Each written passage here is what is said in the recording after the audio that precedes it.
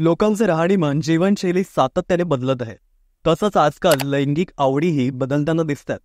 मागील काही काळात मानवाच्या लैंगिक ओळखीबाबत नवनवीन उलगडे झाले आहेत. त्यात आपण LGBTQ म्हणजेच लेस्बियन, गे, बायसेक्शुअल, ट्रान्ससेक्शुअल आणि क्विअर या गोष्टी आपल्याला माहिती आहेतच. पण आता लैंगिक ओळखीशी संबंधित सिम्बायोसेक्शुअल अट्रॅक्शन या नव्या टर्मची चर्चा युरोप, अमेरिकेत होताना दिसते. आपल्याकडे भरपूर लोकांना याची माहिती असेल. कोणी कितीही नाही म्हणलं तरी माझ्या कानावर आलंय बरं का, असं म्हणून काही लोक कन्फर्म करून घेतातच. पण ज्यांना माहिती नाही आहे त्यांच्यासाठी आम्ही आहोत. म्हणजे सत्य पे सत्ता, थोडक्यात आणि महत्वाचं. आता या सिम्बायोसेक्शुअल टर्मला सोप्या भाषेत सांगायचं झालं तर एखाद्या नात्यामध्ये असणाऱ्या दोन व्यक्तींप्रती आकर्षण निर्माण झाल्यास त्या व्यक्तीला सिम्बायोसेक्शुअल असं म्हटलं जातं. संशोधकांचा असा विश्वास आहे की ही नवीन लैंगिक ओळख अधिकाधिक सामान्य होत आहे. या नवीन संकल्पनेतून हे सिद्ध होतं की मानवी आकर्षण किंवा इच्छा या एका व्यक्तीच्या भेटीपुरता मर्यादित नाहीयेत. आता सिम्बायोसेक्शुअल अट्रॅक्शन म्हणजे नक्की काय आहे, याबाबतच्या अभ्यासात अजून नक्की काय सांगण्यात आलंय बघूया आजच्या व्हिडिओमध्ये.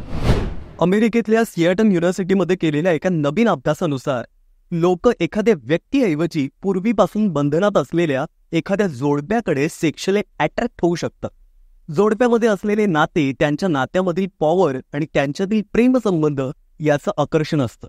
दुसऱ्या जोडप्याचं लवचिक पाहून तिसऱ्याला उत्साह निर्माण होतो आणि आपणही त्या नात्यामध्ये सहभागी व्हावं अशी भावना निर्माण होते, असं संशोधनात म्हटलंय. सिएटल युनिव्हर्सिटीच्या मानववंशशास्त्र आणि समाजशास्त्राच्या प्राध्यापक डॉक्टर सॅली जॉस्टन या अभ्यासात सहभागी झाल्या होत्या. त्यांनी स्पष्ट केलं की नातेसंबंधातील एक सामान्य आणि वास्तविक ही परिस्थिती आहे. सिम्बायोसेक्शुअल ही संकल्पना शैक्षणिक आणि सांस्कृतिक चर्चांमधून उद्भवली आहे की काही विशिष्ट व्यक्ती लोकांपेक्षा त्यांच्यामधील संबंधांमध्ये जास्त आकर्षित होतात. द पोस्ट यांच्या बातमीनुसार अभ्यासात असं आढळून आलंय की सिम्बायोसेक्शुअलच्या रिसर्चमध्ये सहभागी झालेल्या 373 जणांपैकी 145 जणांनी असं मत व्यक्त केलंय की त्यांना आपल्यासोबत रिलेशनमध्ये असलेल्या व्यक्तीऐवजी दुसऱ्या जोडप्यांच्या बाबतीत आकर्षणाची भावना आहे. यावर अभ्यास करणाऱ्यांनाही असं आढळून आलंय की जे लोक स्वतःला सिम्बायोसेक्शुअल म्हणून ओळखतात ते स्वतःला एक्स्ट्रोवर्ट म्हणजे लोकांशी लवकर जुळवून घेणारे समजतात. सिम्बायोसेक्शुअल ही गोष्ट विविध वयोगट, वांशिक गट, सामाजिक आर्थिक वर्ग आणि विविध लिंगांमध्ये आढळते. ही संकल्पना खूप काळापासून समाजात असली तरी याची सार्वजनिक चर्चा मात्र आत्ता होऊ लागली आहे आणि त्याला सिम्बायोसेक्शुअल या नावाने अशी ओळख मिळाली आहे. हॉलिवूड ॲक्ट्रेस झेंडायाच्या एप्रिलमध्ये रिलीज झालेल्या चॅलेंजर्स, गॉसिप गर्ल आणि टायगर किंगमध्ये सिम्बायोसेक्शुअल संबंध दाखवण्यात आले आहेत. त्यामुळे आता याची खुलेआम चर्चा होताना दिसतेय. अजून एक गोष्ट याबद्दल अशी आहे की सिम्बायोसेक्शुअलला युनिकॉर्नही म्हणतात.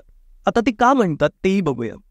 पुस्तकांमध्ये सिम्बायोसेक्शुअलला युनिकॉर्न असं म्हटलं गेलं आहे. एकपत्नीत्व व एकपतित्व नसलेल्या संस्कृतीमध्ये हा शब्द नकारात्मक रीतीने वापरला जातो. अशा व्यक्ती जोडप्याशी लैंगिक संबंध ठेवण्यास तर इच्छुक असतात परंतु त्यांच्या नातेसंबंधात गुंतण्यास इच्छुक नसतात. डॉक्टर सॅली जॉस्टर यांच्या अभ्यासानुसार या संबंधांमध्ये लैंगिक फायदे जरी असले तरी गैरवर्तन, वस्तुनिष्ठता याचा अनुभव येऊ शकतो. अमेरिकन मीडिया न्यूयॉर्क पोस्टच्या मते डॉक्टर सॅली जॉस्टन यांना विश्वास आहे की लैंगिकतेमध्ये म्हणजे सेक्शुअल गोष्टींमध्ये आपल्याला माहिती असलेल्या गोष्टींपेक्षा अजून बरंच काही आहे. त्या म्हणाल्या की आम्हाला मानवी आकर्षण आणि इच्छेच्या स्वरूपाचा केवळ एक अनुभव म्हणून पुनर्विचार करण्याची गरज आहे.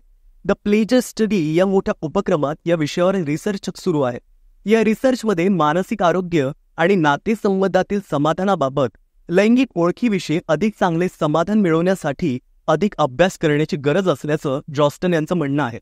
आणि त्यांचं असंही म्हणणं आहे की मला आशा आहे की या कार्यामुळे मोनोगॅमस म्हणजे एक पत्नीत्व किंवा एक पतित्व असलेल्या किंवा नसलेल्या म्हणजे नॉन मोनोगॅमस अशा दोन्ही समुदायातील गुंतागुंत कमी होईल आणि लैंगिकतेतील इच्छेच्या संकल्पनांचा विस्तार होईल. पण मानवी भावभावना आणि एकूणच माणूस हा प्राणी खूप गुंतागुंतीचा आणि कुतूहलाचा विषय आहे. कधी कधी तो घाबरवणारा सुद्धा आहे आणि त्याच्या आवडीनिवडीबद्दल, स्वभावाबद्दल, आकर्षणाबद्दल संशोधन करून काहीतरी ठोस मांडणं हे खूप जोखमीचं काम आहे. त्याबद्दल डॉक्टर सॅली जॉस्टन आणि टीमचं कौतुक. पण मला वाटतंय की माणसाबद्दल शाश्वत असं काहीच बोलता येत नाही. तर याबद्दल तुम्हाला काय वाटतं ते कमेंट करून नक्की सांगा.